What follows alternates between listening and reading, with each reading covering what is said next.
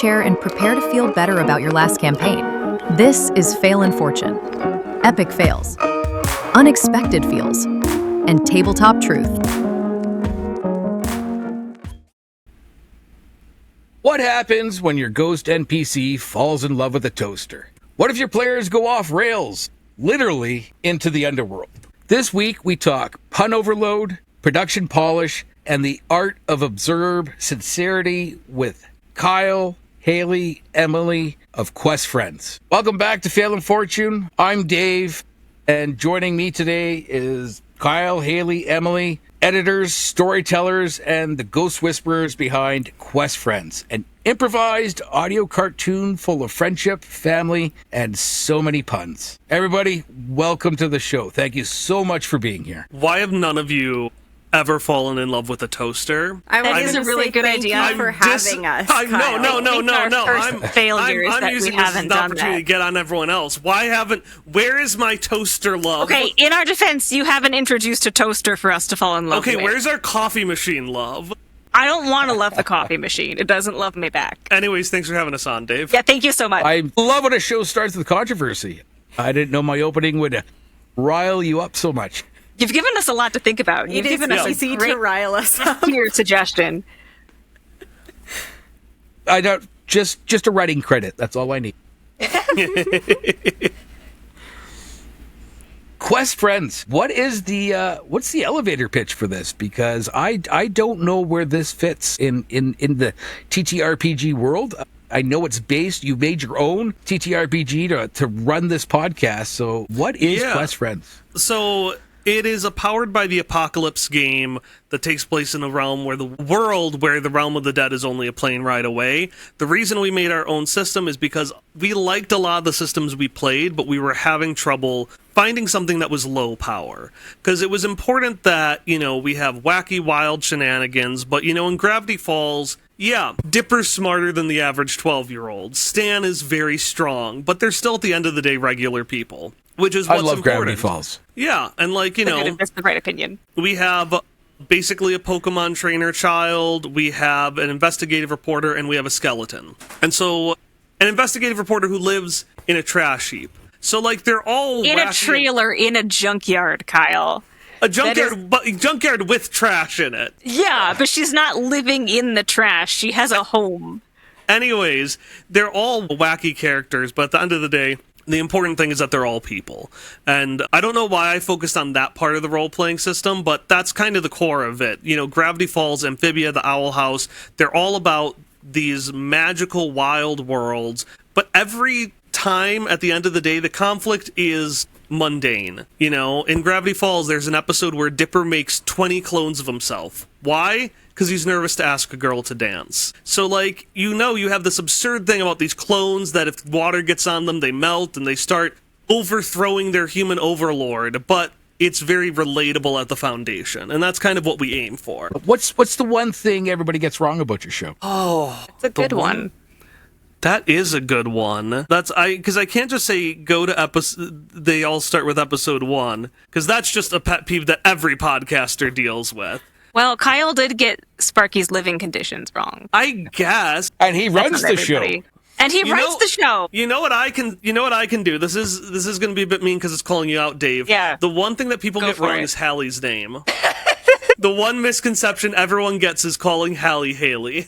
That is true, but I respond to many names. We did have including a Haley. rash of people not knowing who was Hallie and who was Emily. Yeah. Our voices And then sound very someone thought similar. Ari And that Ari was French. Ari grew up in Mexico. She is not French. But as for the show itself, I can't think of anything major, but I guess I've never asked. Yeah, but it's never been. We welcome more or less all comments on the show. We love when people talk about it, and so our focus isn't necessarily on what's wrong. It's what are people taking away from it? What are people seeing in it that we aren't seeing? Yeah, I do think that as far as actual plays in general, people who aren't that familiar with role-playing automatically assume that you're going to be playing D&D. So That is the true. one thing.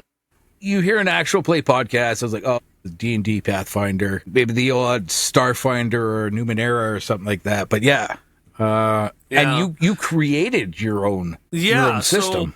Our first time around, we used a system called Numenera, and I noticed that that's what was bringing in a lot of people. Numenera is it's a fun sci-fi game, but it's also a little more serious than our tone. So that was always a challenge, because I was like, well, we're not quite what you expect. And that was part of why I made my own custom system, was, one, I know the system has the same tone as the game, as the podcast, because I made it so that if you like one, you're probably going to like the other. But that's also why when I pitch the show, I call it an audio cartoon and not a role-playing game or an actual play podcast, because for someone who doesn't know much, either, they're going to think D&D, or I'm going to have to explain if they don't know what it means. I'm like, well, it's like D&D, but it's not D&D, and calling it an audio cartoon just gets to like, okay, it's fun, it's silly, it's fiction, let's go. Like, was it always going to be an audio cartoon?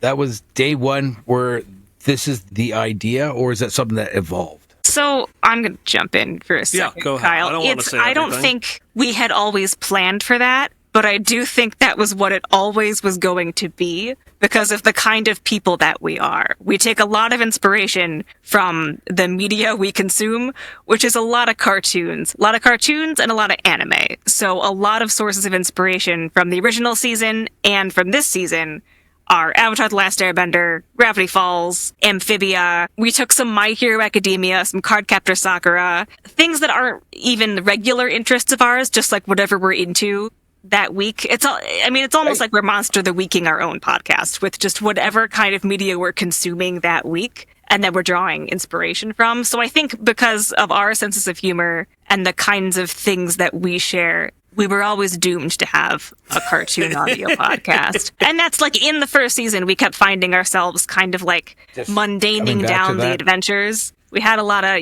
sci-fi, very high-powered characters, and we were like, we want to do a dating sim. Yeah. We want to go on a boat. Like, that's like all we want to do.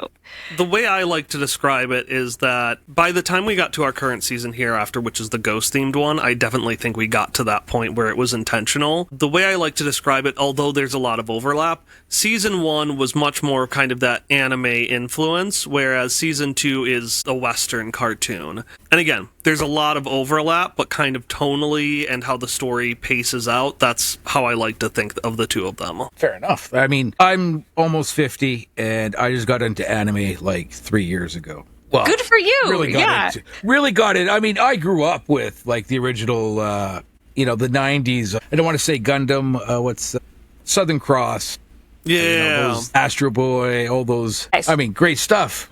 First one I ever watched was in college, and it was Death Note, which is the most 90s, not anime, the most 90s show to ever exist. It is. I've watched Death Note. I could say that now and not be embarrassed about it. So if Kyle wasn't sitting right here in this show, how would you two describe the show? What's the pitch, Emily? I'm just kidding. Yeah, we just put a sticker over Kyle. We don't need to see him for this answer. We don't need to hear from Kyle. I'll disappear. Goodbye. Part of the problem is I've heard him say audio cartoons so much many that that's what I want to say. But if I hadn't right heard on your that website all the time, I would probably panic and say Friends, Family, Spiders, which was last time. A couple of friends playing a role-playing game that one of them created. A couple of friends. Yeah, kind of has friends. The vibes of cartoons like The Owl House and Gravity Falls. You weren't expecting the hard questions, were you? Well, I kind of was. I just never really processed the fact that I would have to answer them.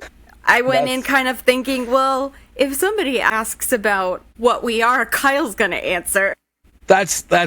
If it makes you feel better, Emily, you're not the one I feel needs to be able to answer this well. It's the other GM that gets all the pressure on her. She does run things. I do. I run side series, which is a problem because my summary of the show is friends playing a game they made where most of them forget the rules that they made. And by most of them, I just mean me. Everybody else is pretty consistent. But the thing about, even when we played Numenera, before it was our own system, we were very fast and loose with the rules. We obeyed the core mechanics, their use of effort, their use of a d20, their moves, etc., etc. But we operated on rule of cool a lot. We're like, hey, I really want to do this, and the mechanics don't strictly allow it. So can I work with you, GM? What do you want from me to get this cool thing for my How character? many XP do we have to give you to do something ridiculous, Kyle? Yeah, and like, what can I do to get more XP? Like, that kind I of never thing. even thought of that. I'm going to write that one down, actually, for my game. Yeah, it's a fun quirk of how Numenera works that I stole from. So the XP mechanic, essentially, you can use to upgrade, or you can use it for in-the-moment benefits. The issue is most players just hoard it for upgrading. So what I did is You took that away from us. Yeah, he took it away. I did milestone advancements, and I said, hey, your XP, you can only use that as tokens to let cool stuff happen. But like, he took it away, and we know that's a rule. We agreed on that, and yet I still find myself hoarding it. That's the kind of thing that you I listen introduced to. a new rule that every adventure we finish, which is like 2 to 4 sessions, anything above 2 they lose. But I like to have 2 during the whole thing just in case. Yeah, just in case. You never know when you're going to need 2+ XP. So that if I was like pitching this and Kyle wasn't around, I'd be like, oh, do you like actual plays? Listen to an actual play where nobody knows the rules of the game they created. And they're constantly shoehorning it in order to make a fun cartoon story. I'll be fair. Nobody reads any rule book for any TTRPG at all. No one will. They will sit down and say, I'm going to read the rule book. They'll get to about page 60. Something shiny will flash in the corner of the eye. They'll put the book down. I'll get back to it. And after that point, it's like, I'll just flip to what I need. Everybody does it. Nobody reads the rule book. I got 100 Except pages Tom. in the Numenera, and I was... Yeah, except... I was going to say, we have a friend who 100% does. So has the vibe of the show changed since the early days? I sure hope not. It has for me because I was earlier on in my friendship with most of the people. So for me, I was a lot less at ease and kind of trying to act more and force jokes and stuff just because I was really nervous.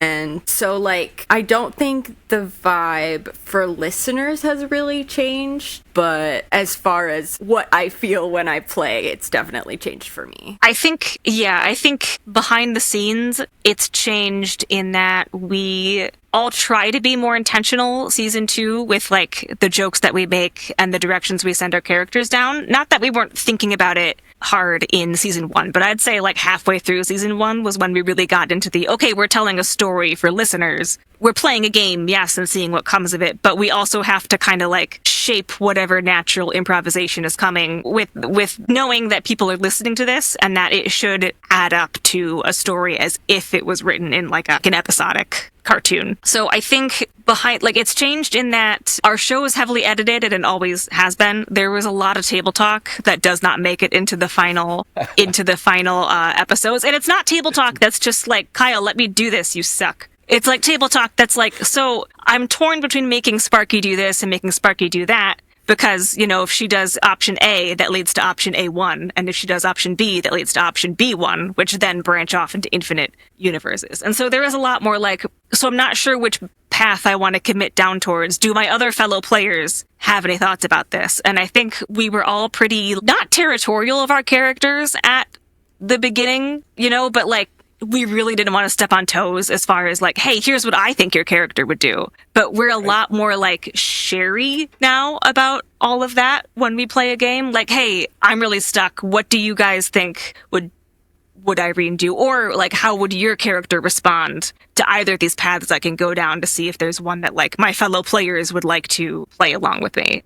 So there's a lot. So I think we have a lot more of that than we did in the beginning and a lot more in season 2. That we did in season 1. And that's the huge difference between running a game at your table every other Friday or whatever. People get together, have pizza, have a game. But with the podcast, you really have to be cognizant of moving that story forward. And I mean, I've got another podcast where we run a D&D podcast, and there could be episodes where they're just standing in the front of a door trying to figure out what they're going to do to open it. And I'm like, man, it's a door. Just open the door. Like, please, classic, for the love of God, that open the door.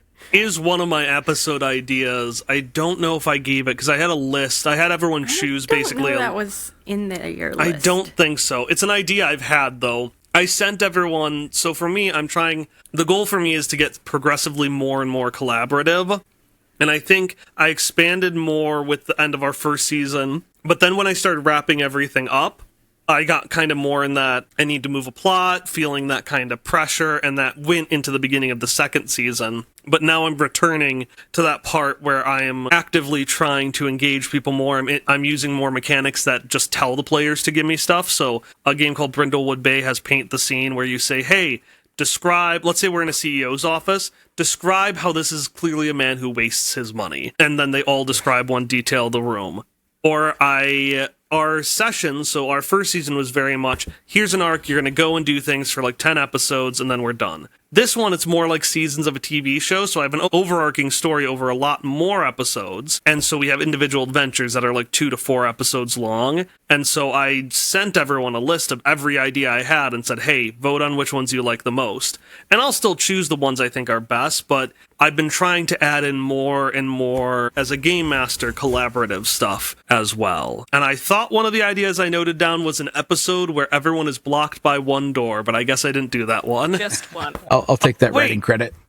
The escape room. That's what it turned into. Oh, yes. Yeah, I had an idea where it was like everyone is blocked by one door, and then I was like, wait, that's just an escape room. So I ended up making an escape room. Fair. Okay. So how did QuestFriends start, and what did your recording gear look like at that time? So I'll start with my stuff just because I was the game master. I put it together. So I did a handful of one-shots. I decided to do a full campaign. We did a system called Numenera because it was similar to the system that we had been playing, and my friend Tom, who was with us for like 6 years. He recently, like last year or so, left the show, which is a major plot point because I'm not going to let that, I'm not going to, just have a character disappear without it being meaningful. But he wanted to play this game Numenera, so I was like, I'm going to run it. I had always been sad that our games hadn't been recorded before. Not for podcasts, just for memory purposes. And I'd been listening to The Adventure Zone. And it was 2017, and I couldn't find any other D&D podcasts. They were out there. They existed. I just was bad at searching. So I spent a month reading the rule book, get everyone together. We recorded about 4-hour batches. Equipment-wise, I literally had a nicer microphone than I have right now. So what I have right now is an AT2020 USB, because my main one, Riverside, didn't work with. But this guy right here, the Audio-Technica 2020 XLR microphone. This was the first microphone I used, and I have not replaced it since. We've gotten a second one, but it's the exact same mic. The only difference is when I started, I did not know that it had a backside, so I sounded like I was in a bathroom because I was talking into the back. But that was my equipment from the beginning. So some things like interfaces have changed, but I am, I think, the only person, because Emily went from sharing with me to having their own mic, who has not changed his physical equipment basically at all. So you started high end and just kind of went with it, eh? Well, I mean, it's $100. It's the rest of us did not start high end. He was the only one. He just made do with what the rest of us had at the time and could afford. I've tried re-editing that first episode. I'm going to, but oh man. Are you going to? I hope so. With all my knowledge, the audio still sounds awful. Yeah, I think if I were to go back to a first episode, it would be a mess. Yeah. That's why we beg people not to listen to the first one, even though it's the first one. No, I think I was on a laptop for a while. I think I didn't have a desktop when we started, so it was just like my gaming laptop and the mic that came with it, like the one built into the laptop. I don't think I even had a separate USB mic. And if I did, it would have been a $20 to $50 one, like a decent one, but a mid-range, not really podcasting quality one. We did not. It took us a while to figure out echo too, because we just had different spaces that weren't very good. So we experimented with Kyle, what was the material? Styrofoam? You sent big things of material, and I had to cut them and put them up whenever we recorded. Oh, the wall. Yeah. The wall, cushiony. They're like acoustic coverings. The dampening. Yeah, acoustic dampening. It's got all the spikes on it. Yeah. Yeah. Ari was the one who got the nicest one. I got her a painting. No idea if it actually helped, but it was like one of those places like, it's a painting, but it's soundproof. Hallie just got, cardboard and styrofoam. Yeah, I didn't get art. I had to make it myself. That's fair. Any early sessions that completely fell apart? I mean, The Fine fell apart. That's, I mean, what do you think is a fall up? Like, Well, I've had sessions where I thought they would fall apart, but, I mean, I've spliced them together or, created magic somehow. Yeah. In the opening, they definitely skipped most of the challenge for the first chapter, but to be honest, that streamlined things. But Emily mentioned by name what my thought for the first mess-up was. I mean, it wasn't a mess up, but it it made the story a lot better. It smoothed the process. But Emily, explain. Why don't you talk about the pit? We jumped in a pit. I mean, that's pretty much the summary. There was a pit, and it wasn't planned necessarily for us to jump in it, but he gave us a you pit. go down this pit, you die kind of pit. And we all joined hands one of and those. went down the pit, like in Toy Story 3. Yeah. And we looked Kyle dead in the eye and said, fuck you. We're going in the pit. We went. You say it like that. I'm pretty sure you just lost the fight. Yeah, but it's better if we spin it this way. I mean, I think we did just lose. We were like, I guess we're going down the pit, but whatever. We should just decided to jump in the pit. No, didn't they? so you're confusing two pits. So it's like the end of Toy Story 3 exactly, where basically there was this big whirlpool of trash. So Ari jumped into the whirlpool of trash, which I planned everyone to do. I basically said, hey, my plan was your gear is in this kind of trash pit. Go get it. When they got in, I was going to activate the whirlpool. They were going to have to fight their way out, and then they were going to go meet the villain. However, the whirlpool started, and the fight went so badly that they all just ended up going to the center of the whirlpool instead and falling into the abyss, where I had set up the idea that they would have died, but that didn't happen. You had to retcon that one. I had to change that. There are a lot of times I don't roll good, so there were at least 2 episodes where, like, by any reasonable standard, I should have succeeded anything I tried, but I didn't. I rolled like 4 2s in a row. I don't think I rolled higher than a 6 one session, and so my character just kept getting like just doors closed in his face all the time. No one was helping him out. And the fans love him for it. I couldn't even get to the main fight. Like I could not get to the main fight of where everybody else was. I couldn't even get there. Hallie, who is the fight against? My nemesis. Like it was my nemesis. It was my character's like arc, and I couldn't get there. You couldn't even get to the fight to your storyline. I couldn't get to my storyline, and then when my storyline ended, yeah, because Hallie did so poorly, I had the nemesis dump him. I was like, you know what? You're not a good nemesis anymore. I'm dumping you. And my character got really sad, and that led to an arc that we didn't actually plan.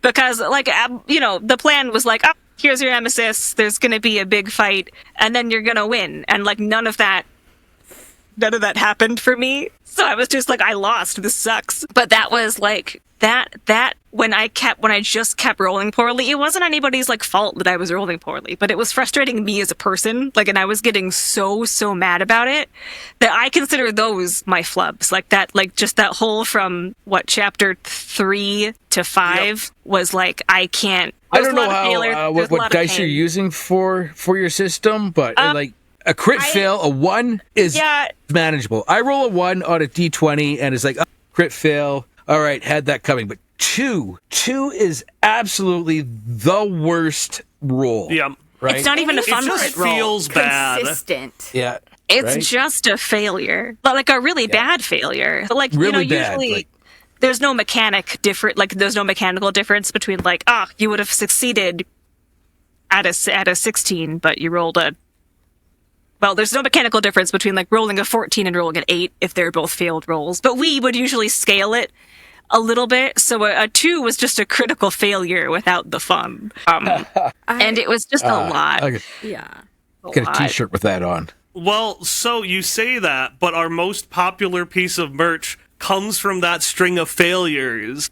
Because at one point, Hallie's character is trying to convince a guy to let him up an elevator. A man in a giant camel costume, for reasons. And her character was like, yeah, I really need to get up, gives all this reason, rolls, gets like a like a 2, and the person just goes, no. And I refuse to elaborate. And I so lost now my mind, like in character and out of character. I was like, that's it? Just no? There's no reason for it? Because it was I'll the put third it or in the fourth studio time I had been chat, told but no. But the we other don't- times had been like, here's an in-story reason you can't do it. And this one was just like, I hate you.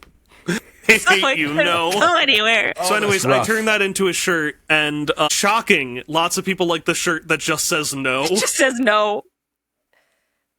I would buy it. Yeah. I will say one thing that I feel like most or all of us have experienced is starting to play something and then realizing, oh no, this is personal. Yeah, that part. And needing to take a second. Like I wouldn't say it's a fail. It's like a failure exactly, but No, it's like this is different than we Yeah. expected it to be, and now it's tied to my personal sense of It's hitting home. Yeah. well, yeah, exactly. Unexpectedly, yeah. So the show is called Fail in Fortune. So let's talk about some fail. I mean, every creator, editor, whatever, hits a snag. It's some hilarious, most soul crushing. What is the big fail that you thought, like, this is it? I'm done. I'm just going to walk out and you'll never see me again. What was the big fail for the show? Hey, Emily. Hey, Emily. They had me GM for them one single time. They'll And never do was it again. horrible. It turned out fine. It was a great episode. It was. But I had never GM'd for them before, and I was very nervous, and everything I set up went wrong. They went completely off the rails. They killed my main villain at the beginning. Yeah. We then ran out of time, and it was just... Kyle edited it really nicely, and I think people had a good enough time. But I will say it was not a smoothly run session. Emily, I'm going to tell you one thing flat out. One, you forgot the part where after we killed the man, we stole his motorcycle with his tricycle with flames on the side. His tricycle with the flames best on it. part. And It that wasn't became a party planned, member. but it was the best part. also, the other there part was- was a little bit embarrassing. There was only one person who had a bad time, It was me. and it was you. The rest of us were having a ball. But I learned a lot. Was that your very first time? I GM'd one time years before with a couple of college friends. Respectful people. Yeah. They were respectful. I was like not us. respected in this session. And No. it started out with I was so nervous to record and to run the game that I kept bursting into tears. And we had to start a little bit late because I was crying. I forgot about that. I did have to edit out some tears. So if we want to go with failure, I would say that my experience GMing was not the smoothest. And if you had to do it again, if you had to run an episode, what would you change? I would be significantly less rigid. I think one thing about Kyle's GMing and storytelling is as much as we all nag him and tell him that, like, you're so good when you improvise and when you start stressing about all the little details, it makes it harder for you. It sounds really good when you don't plan all this stuff really aggressively. That's what I did anyway. And I think I would have gone with the flow a little bit more and gone in with, like, an understanding that things would change and not, like, kind of panicked about it and tried to fix it. Because you don't have to fix it, it's just a game. And I mean, I'll say this, don't feel bad. Our original DM for the Arcane Dice podcast literally ran away and joined a circus. I'm That's happy for incredible. them. Yeah, that's great. Why Yeah. don't you do that, Good for Emily? them. That sounds like a great. Because my body is broken. Oh, he was Exactly. doing If I magic could- tricks, so If I could join the circus, I would. I'd support that. yeah. I mean, we supported him too. Yeah. We're sad to see him go, but now he's really good at magic tricks, so I guess That's it's awesome. something, Hell yeah. right? So obviously, you've learned a lot about collaboration through this show. I mean, is it scripted? Is it off the cuff scripting, or like I know it's heavily edited because you've mentioned that on the website as well. But like, So part of the reason that I had counted my myriad like 2s in a row as like, well, those were big failures as far as like playing a game went, is because after that happened, I didn't know how to reconcile my play style with my character with like the events that had happened in game. And so I started writing actual dialogue for him to say, because I was like, this way, if I freeze in game, as happens to everybody, you know, I can just look at this lovely dialogue thing. And it's a lot less stressful for me to take 10 minutes and type it out stream of consciousness than to like come up with all of it in the moment, especially because we were all aware this was to be consumed by an audience, not just us. But that stressed me out so much more than just playing the game. And so it created this vicious cycle, and that's why that whole thing is just like, I went through a time. So we don't really... I will always let people do it, but one of my biggest fears is when someone says, hey, I want to do something before a session. Not because of them taking agency. I actually think that's very important for players to take agency, but that means, oh no, there's something with pressure attached to it. Like, if it's usually, I want to do this serious thing, and so I'm like, oh no, there's some kind of emotional pressure or feeling like I need to do this to rectify it with my character. And again, you need to do it from time to time. I, as a GM, tend to have bullet points of important stuff or a general direction I want things to go, but it's dangerous. So, I mean, I would never say never, because again, things crop up. So far in season 2, I haven't had any, like, here is a line written in the way that I want to say it, like I did in season 1 for some things. I think the most scripting we will do is occasionally Kyle will ask, you know, is there something your character, like, you want to do that you haven't had the chance to do yet before we get into where it doesn't make sense to do it anymore? So occasionally we'll say, like, Ari and Hallie want a quick scene to, like, handle this thing that came up that one time. Or like, hey, I feel like Emily and I didn't finish that conversation, so could we get 30 to 60 seconds of play? So we'll script out reservations of time. We'll reserve time for people to do things that they want, but we never write down the actual dialogue, except for Kyle sometimes because GMing, but like, the players don't. It's rarely dialogue. I used to write down descriptions, like word for word, here's how I'm going to describe this area. And they were good descriptions, but I've stopped doing that. Now, it's at most a sentence, and that usually is if there's some sort of mechanic, or it's, I need to say this word for word, or it doesn't actually tell the story I need to. Like, for example, that isn't actually true, but let's say there's something, and I'm like, this person shoots magic. I need to specify this person shoots green magic, because they wouldn't otherwise, and sometimes I forget to add that detail. But yeah, besides that, for me, it's similar. I'll block out and be like, they'll probably do this, then this, then this, but the specifics of how vary, and honestly, even the less I plan out of that, the better. I think the best sessions are when I've planned basically like the beginning. Here's how it starts, here's how people get into it. Maybe here's some point I want to get to, but we'll see how it goes. I think those tend to be the better sessions. The only time I scripted was when I tried to GM. When you had this whole thing, and then because you had a script, the second we went off, you were like, I can't fix this. Like, this is unfixable. So lay down some railroad tracks, and everybody got on the train is what I'm hearing. Yeah. I was just laying pennies on those tracks. And then when they weren't big enough, I put on a boulder or two. So heavily edited, so you do a show and then off to the editing, like I'm guessing, but you're cutting the extra talk out, all the cartoon music, you're putting sound effects. Are there any times where you like go to edit and you're like, I can't, this audio, it just doesn't work, we can't do it, we have to re-record? For some of my own audio, I will sometimes correct lines or make lore adjustments. So actually part of the reason I'm afraid of editing the one I have now is I realized there was a scene that was kind of awkward, and I'm like, I should probably make some adjustments. But that being said, unless someone asks me to, I don't think, and Emily lives with me, so very rarely I'll ask Emily, but for the most part, I only ever make myself re-edit lines. And usually it's not something big. Usually it is, the way I said this didn't really make sense, or I need to add another clarifier, or something like that. So a couple of things like that. But honestly, I'll only do that when it's really needed, too. So sometimes I will say something that is the opposite of what I meant to say, but you can tell from my tone and cadence and context that I meant to say the other word, and I'll just leave that in. I'll be like, it's clear enough what I meant with that. But yeah, sometimes, for the most part, it's usually only a line or two, and it's for the sake of the way I splice things together. I was like, I need to add a clarifier, or maybe I switch the... Hit the mic. Maybe I switch the order of two things, and so I need to...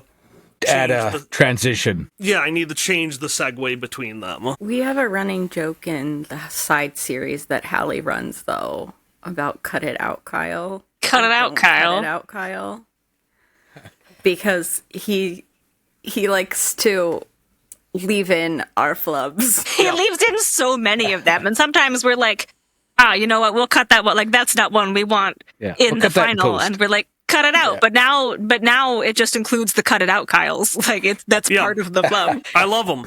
Because I definitely do a lot of editing. It's like 10 hours per episode, but I've listened to some other shows that have a lot more music, a lot more sound effects, and really are like, we are just focusing on the story. And for us, I mean, that's not really the point. The point is that we're QuestFriends. You need to have the story of us as players having fun too. So I'll keep it a lot. Yeah, so I'll keep in a lot of comment or a lot of like us reacting to each other or having funs or out of character jokes that other shows that are more edited might have cut. Well, not more edited, but like are more focused on the story might have cut because they're just focused on telling a compelling tale. The story.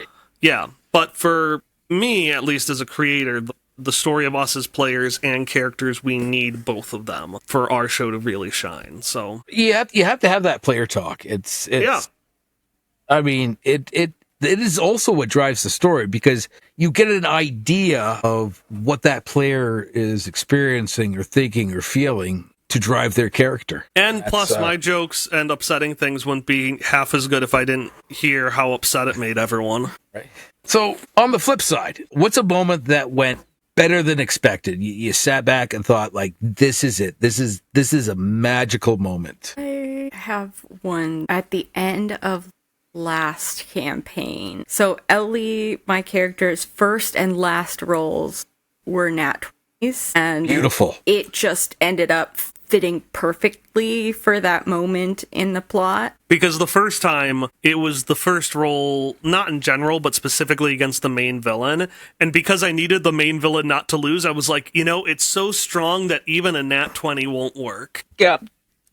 But because of context and growth, a nat 20 literally made it work at the end. Mm-hmm.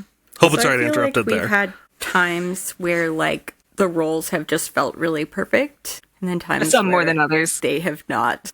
I am sorry. Some more than others, but that's fine. I've had a couple highs. There was one great day where we had to get like an NPC out of the way of like a piano or something that was going to fall on him. Kyle did like a staged kind of like, okay, Emily, what did you roll? Tom, what did you roll? Ari, what did you roll? And everybody was rolling just awful. And then they got to me and I had a 20 and I was like, ha! It's the only time I've been useful. And that was great. That was a good day for me. If I am rolling well, it is because everybody else is rolling poorly. And so that's a nice, as fate decrees. That's a nice little bonus I get when I do roll well. But I can't think of any like specific. I liked the finale of our second arc of Hereafter. That was one of the... I usually feel bad after episodes. That was one of the few where I was like, no, this was just a finale-ass finale. Yeah, so much of this, we have such a good time making the stories and playing the games with our friends. And all of us are so scared of it at the same time, too. We're always like, was that okay? Is that good? Like, whether we're GMing or playing, like, was that weird? Was that awkward? Was my voice good enough? Like, do you think it landed right? Like, we're doing that constantly. And so it is way easier to remember the failures than to remember the fortunes, because we don't look at ourselves positively enough. We should work on that. Yeah. Eddie was my greatest fortune, though. Who was? Eddie. Eddie was your greatest fortune. A character used a move to will a villain into existence. That's all. Go ahead, Dave. I was going to say, like, you edit, Kyle. After you're done, do they listen and, like, surprised at what's in there? Or is it like, we walked away from the table, whatever you put in the air is what you put in the air, and we'll just accept that. They used to. And by they, I mean specifically our friend Ari used to, and I think she still might, or she listens to the spin-off I started. I know because once she did request an edit, because I edited something so that her character was out of character in something they said, and she asked me to change it. And she was fully right for me to change it. So I know Ari used to. I know Emily has listened to a little. I know Hallie has listened to Jack and shit. No, I don't listen to our podcast. I can't do it. I can't listen to myself. I do the editing for other podcasts, and I have the face for radio and the voice for a book. And editing is such a chore for me because the GM, I talk all the time. So it's mind-numbing. I'm in the middle of doing another side series right now, and I didn't listen to the first side series that I ran before I started planning for part 2, which I should have done because I forgot many a thing that I had done in part 1. But I didn't even listen to that one to prepare for the next session. I avoided and it's been a 1.5 year gap. Yeah, so Actually, it might be a 2-year gap. Might be a 2-year gap. I will say, when I hear parts of things that you've edited, I get so anxious or absorbed in things that I don't always remember what happened later. So it's kind of it's not surprising in that it's weird that it turned out that way because I remember it this way. It's just oh, that happened. Yeah. And you just kind of remember. Yeah. Yeah. I mean, if you listen, I would say, and I know my players don't listen to the episodes either, but I'm if you listen, then you don't have to take as detailed player notes because you've been there and then you listen to it after. And when we start again, next week, you know exactly what's happening, but they don't do it either. I get to listen to it over and over. I think it's good practice, honestly, because not Emily, because I tell Emily everything about the story, but if my other players remember something, then I know that the casual listening audience probably will too, but if they forget it, that means I probably needed to remind the casual listening audience of it anyway. Because I don't listen to our podcast, I am the go-to. Hey, do you know this lore? Do you know this thing? Do you remember this part of the thing that I said? And the answer is 80% of the time, I am wrong. No. I mean, you're usually right. Hey, Hallie, ghost magic, what color is it? Green. It's blue. Sometimes it's green. Yeah, for the main villain. What is this really important, and you have to write it down. And that was not meant as a dig on Kyle's ability to weave exposition into play, because he's really very good. It's been a lot, though. And he's very, very good. It's been a lot. It's just that he knows that if I know something, okay, we're solid, we're good, we're great. And so I'm the test subject. For example, if I tell Hallie, hey, Hallie, what are your thoughts on Maybelline? Bad. She's gone. I don't need to have thoughts on her because she's gone. Maybe it's Maybelline. That's why we named her in the first place. I was looking at, and I mean, you have to have somebody to track this, because I was looking at your press release, or press kit. Yeah. Season 1, you had 10 pages of names, alphabetically. I mean, that is impressive. I haven't been updating the Season 2 list. I honestly should. But yeah, we had a lot. To be fair, the names include Ballperk Hat Dags and Bononos. Yeah. Anything that was, or Bunes. Did you put Zine-Lick maneuver? Yeah, I forgot we had a fake Heimlich maneuver that came up once. Did you put actual Numenera stuff in there as well for listeners, or just specifically lore you Just what we say. I'd probably put a Numenera specific thing too. It was basically to help with anything that was hey, here's a name you might not know how to spell. Like Defibrilim. Defibrilim. I would hire somebody to do it for me. Yeah. I mean, I could go and open the doc, but I can't believe that pages. I remember most of these. Some of these I'm I have no idea what this was, but a lot of them I'm oh yeah, I know exactly what that is. Yeah, Defibrilim came back to me immediately. Love that thing. Then there was Mastord, Mechanchoos, McDarrell's, Megan Fishwife. That one was a character. We like Megan Fishwife, except for some fans who hate her. Well, I mean, not everybody's a hit, and Yeah. we gotta, everybody's got their favorites. So let's talk some chaos. What is the most absurd, derailed, totally unplanned moment that happened at the table? And what'd you do about it? We already talked about the pit. And the entirety of We could session. go into, because we've had a handful season 2, but we could go into Eddie, because I feel like Eddie is pretty cute. Yeah. Well, Yeah. and that whole episode where you kind of had to pivot at the very end the Eddie because you episode. started out, yeah. Yeah. So I do a noir mystery, and I say, hey, there's this character who's a mastermind of this evil plot. His name starts with an E. One quick second. I'm hearing a... Okay, the hum isn't on my side. So there's this mastermind whose name is E. He's leading this other character to do crimes. So they go on the mystery. The underling is like, hey, are you E? And the player says, yes, I am.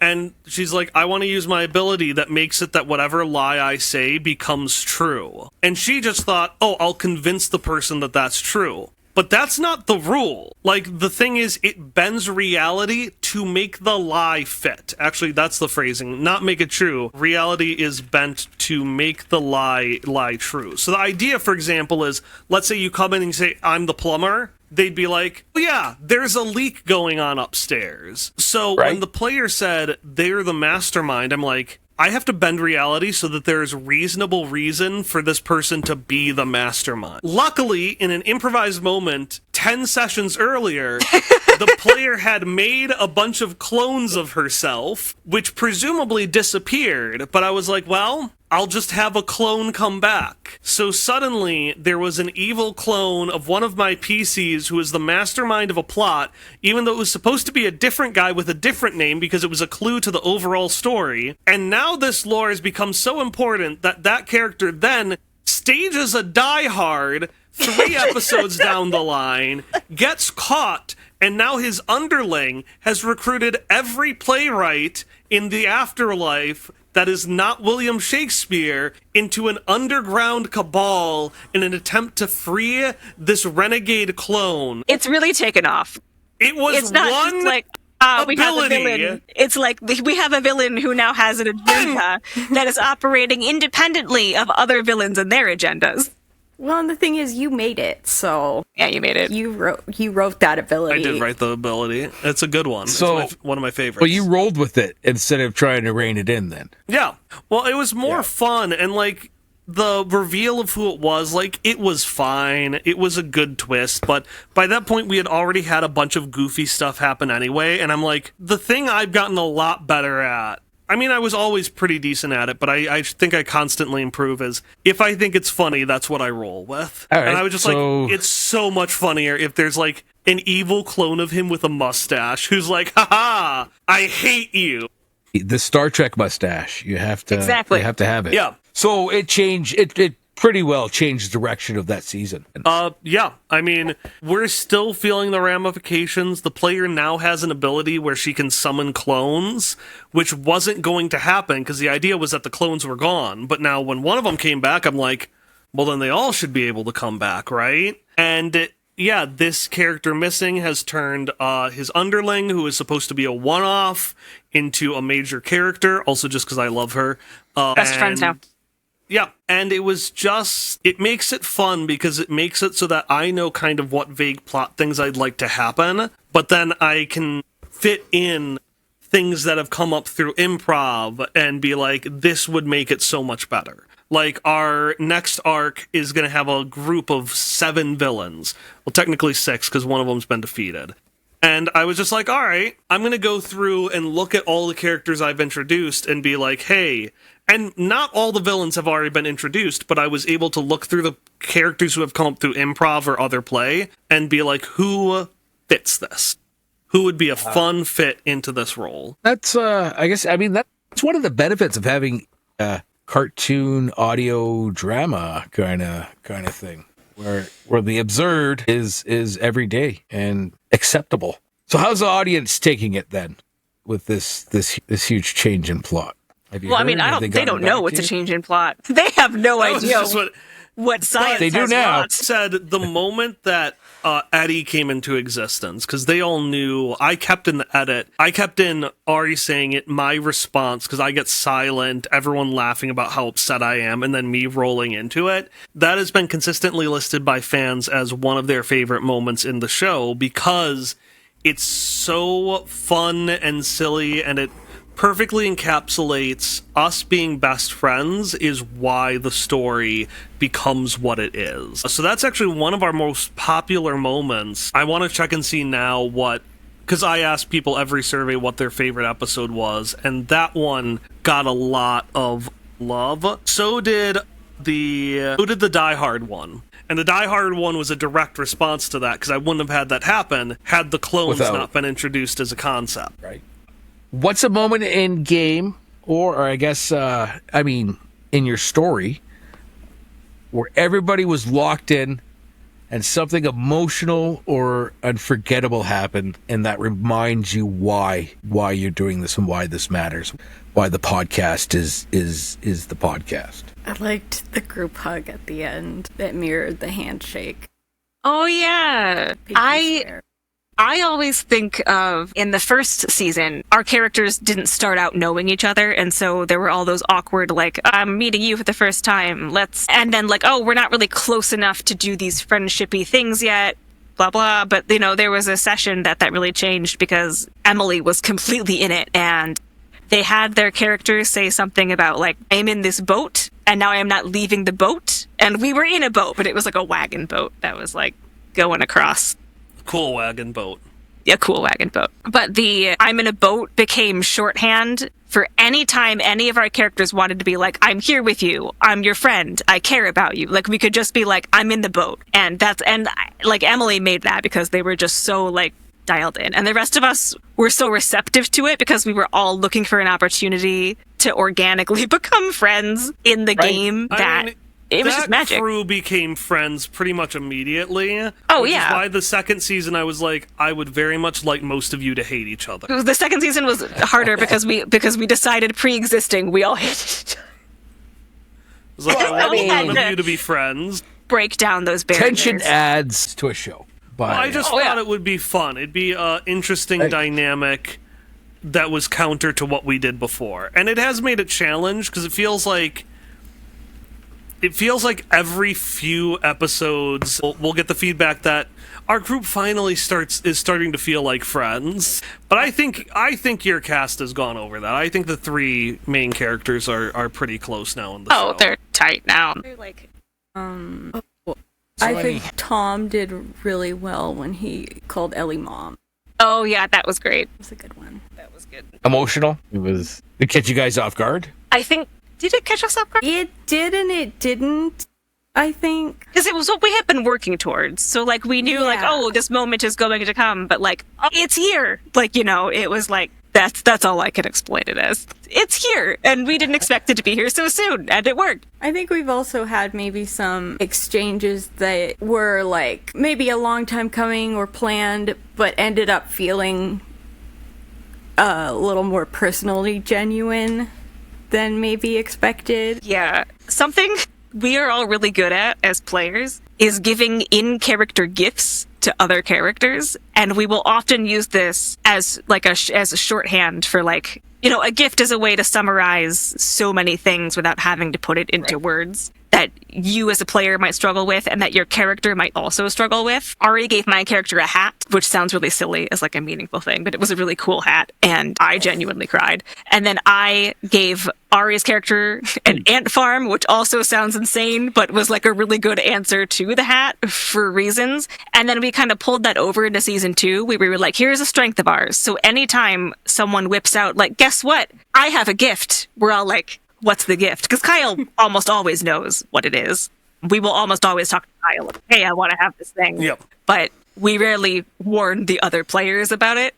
So, were you acting, or did it actually catch you off guard this last arc when Irene said the thing about being invisible when you're dead?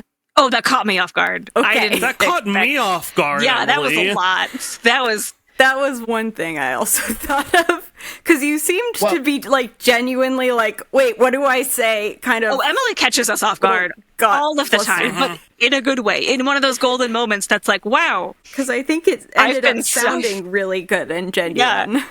Right. Even when we trip, like, we're not aiming to trip each other up exactly, but I think some of the most golden moments are when we do trip each other up because our responses become way more genuine and way more, like, messy, kind of like how I'm talking now. But they're realer that way. Right. For sure. I'm just very proud of the time I ran a little Pokemon-style adventure and I made Hallie cry, even though the characters all just said their names backwards. They all just said their names backwards. But it was beautiful. We got a part of the show where I have 2 tables that we roll on it. Call it Roll for Reflection. So I'll have Kyle roll the first, but I'm going to have all 3 of you roll on the second one. But this one, the first one's more about behind the scene, doing the editing, things like that. So I'll have Kyle roll me a D20. I know in your preview you said virtually, but I have physical dice here, and I very much like to roll them. Oh, that's a good sound. First one is 5. 5. Okay, so what is your number 1 tool or software hack when editing? I am so happy you asked this one. Let me introduce everyone to the... Sorry, where's Mia? Let me make sure I have the correct name. Let me introduce you to the ASON Digital D-Reverb. It is a tool that costs $100, single use. I found it because reverb is a menace. Even when you treat your room, and I'm going to be honest, we're pretty bad at treating our rooms, it is a menace. And I once looked up, I was like, there's got to be a plugin or tool to help de-reverb. And I mean, there's lots of ones out there, like, RX, which is one of the most popular tools out there. I think it's RX. It has a de-reverb. I don't know if Audition has one baked in. Audacity, I think, might have one. A little bit here, a little bit there. In either case, I once looked up the best tools, and this... Thank you, Dusty. Dusty's the dog. This website has basically had a blind test, and the de-reverb that kept consistently having a warm sound while reducing or eliminating reverb was this ASON Digital de-reverb, and I love it. I think it's really helpful, and I think the one thing that it can be used for any podcast on is if you're in the same room, because the thing is, like, if I'm in an echoey space, I can't make it sound perfect. I just can't. But there is a tiny bit of reverb that you can pretty much kill in a way that is very noticeable, but doesn't sound like you've messed up anything. And that's the reverb when you're in the same room. Because even if I'm in the same room with someone else with a directional microphone, with my mouth at mine, them on the other side with their mouth pointing towards theirs, you're going to hear echo. You just are. Even in the best room in the world, well, probably in the best room in the world you won't, but you're going to hear just the faintest bit, and it's not awful, but if you plug it through this de-reverb, it's night and day. Suddenly, those 2 people could have been recording in opposite rooms. Reverb-wise, you're not going to notice it. At least in my case, that I feel that's the case. So I love this tool. ASON Digital de-reverb, number 3. I love it so much. It is my favorite little tool, and I will promote it at any opportunity. Excellent. All right, so I get all the rest of you. We're going to roll on the... Well, this one's called Tavern Confessionals. Kyle, will you roll a die for me? Because Yeah, do you want the blue one or the red one? And I was like, it's a digital. I'm not going to bring my dice because it's going to be... Do you want the blue or the red one? I want the blue one. Okay. We'll just roll them at the same time. I got a 4 and you got a 19. Yay. I got 11. 4, 19, and 11. Okay, Kyle, 4. When's the last time you almost rage quit? Like the game? A game, or the podcast, or what was that? Yeah, there were a great many times. I don't think it's the most recent time, but I think it was around the time right before when Tom was going to leave the podcast. To be clear, this was the right choice for him. We're all good friends, but the issue was it was the right choice for him, and it was a choice he had to make. And the time leading up to that, it became very difficult because I had known for a while, I just think he has to leave, but I couldn't make that call. So it was challenging because I could tell he needed to make that call, but he wasn't. So there was kind of this conflict, and I felt a lot more self-conscious, and it was rough. it was rough because the game wasn't running as smoothly as it could have, and I was getting in my head, and I thought the show wasn't running well. I thought I was failing my friends, because if I feel like any of the players aren't having fun, I feel like I've ruined everything and I need to can the show. And that happens every recording, even though people clearly have a good time. But I think that was the big one, is right before. And again, he and I talked about to handle his character. It's a Wonderful Lifed her. She is retconned out of existence. This is an important plot point, and I think it's going to be a fun storytelling thing. But it was a difficult run up to it. I mean, it's when somebody moves on or has to leave the game, it's always heartbreaking, really. Sometimes it's the best thing. I mean, you spend a lot of time together, and even though you're role playing, you are digging deep into each other's psyches, like one way or another. I've traumatized most of our players by pure accident. Even with safety tools, it's happened. Well, like our podcast, my other game, 3 of the 5 of us are in the army, and I'm not saying, I mean, it's a cure for PTSD, but giving us this opportunity to step out, expand, role play is definitely beyond helpful for us. Yeah, that's awesome. I mean, it can get amazing. Hallie, 19, what's your dream collaboration that hasn't happened yet? And that's I had 11, Emily so I was think a that's 19. Emily's, yeah. So you don't get to share your collaboration I don't because get to. you've ruined it anyway. I did? Yeah, that one's my dream collaboration. Yeah, why don't you, Emily, you tell your dream collaboration that Hallie messed up. What did I miss? Okay, so a little bit of context about me. In college, I studied fairy tales and folk tales, so I am very into this. I love this. I majored in children's literature with a focus in illustration and did a lot of studying on this. I study folklore and fairy tales in my free time for fun. And there is a podcast that we connected with called Grim Reading, and they read grim fairy tales and talk about some of the context. And they had an interview with Jack Zipes, who's a really big scholar on the subject that I read a lot. And Ari also listened, and we were going to do a collaboration with them. They had agreed to do it. Holly was in charge of it. And then what? Well, nothing like bad happened. It's just that Yeah, I it's emailed just- them to be like, here's what I'd like to do. And then they were like, awesome, we're a little nervous. We've never done this before. Can you tell us more details? And I was like, oh, can't reply to that right now. I'll get to that think about it. Yeah. in a couple days. And then a couple days turned into several years. So I just ghosted them by accident. And I keep meaning to like reach out and be like, hey, I ghosted you by accident because I'm a bad person, but don't let this reflect on the show. Do you still want to do this? And I You should just send me their contact information, Hallie. What's I fun wanna is run the that you adventure were I gonna wanna run. Because you were going to run something based on The Great Mouse Detective, because I that's a was. movie you love and they do. I'm checking the to see greatest the movie ever last made. email you got. Hi, Matt. So sorry about the delay in reaching out on my end. I've had a busy couple of weeks, but I'm finally getting caught up on everything. Sent by Hallie. On Sunday, July 24th, 2022. That is the last email. Okay, in the wait, chain. I did send a follow-up then. That was my follow-up. And they never replied to my follow-up. So they ghosted you. Yeah, this changes everything. Never your fault, It was never my fault. What a fortune moment. Everyone just...